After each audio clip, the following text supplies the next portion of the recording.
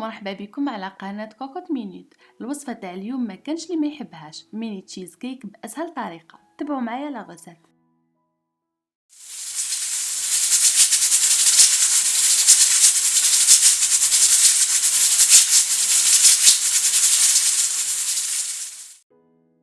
أول حاجة نحتاجو دي بسكوي غاليت نحطهم في أشوار ونرحيوهم مليح.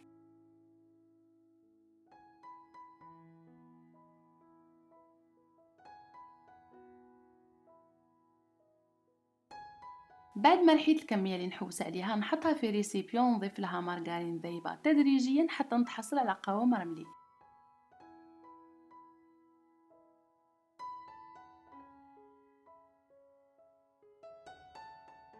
وهذا هو القوام المطلوب. رايحة نحطه في المول تاع لي كاب كيك بعد ما دهنتهم بالزبدة.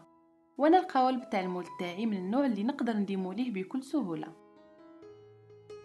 بعد ما حطيت الكمية اللي نحتاجها رايحة نضغط عليها مليح بكاس ولا بأي أداة متوفرة عندكم. من بعد ندخلو الكونجيلاتور حتى نوجد الكريمة تاع تشيز كيك تاعي اللي نحتاج فيها 250 غرام ماسكاربون، 2 علب ياغورت طبيعي، نضيف عليهم 200 غرام بودرة شونتي ومغرف صغيرة جيلاتين بعد ما ذوبتها في شوية ماء. من بعد نخفقهم مليح بالباتور حتى يتكثف القوام تاعهم.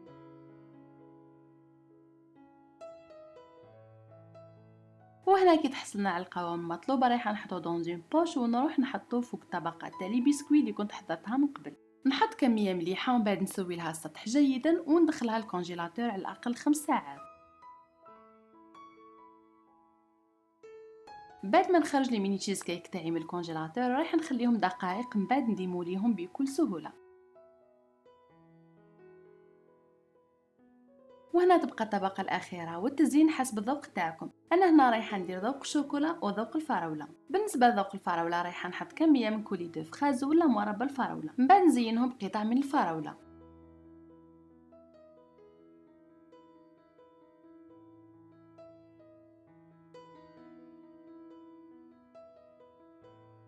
أما اللي بذوق الشوكولا حطيت كمية من البطاطا تختيني وزينتهم.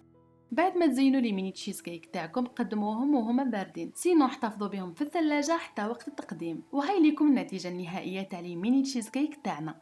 كيما راكم تشوفوا جا القوام تاعهم هايل. اما البنة ما عندي ما نحكي لكم عليها، نتوما ما عليكم غير تجربوهم وتستمتعوا بالبنة اللي حكيت لكم عليها. هذه الوصفة توالم بزاف السهرات الرمضانية، هكذا تنوعوا شوية وتفرحوا بها عائلتكم. كانت هذه وصفتنا تاع اليوم، نتمنى تكون نالت اعجابكم. استناوني في الوصفات الجايه وما تنساوش تشاركوها مع احبابكم واصدقائكم وصحة فطوركم.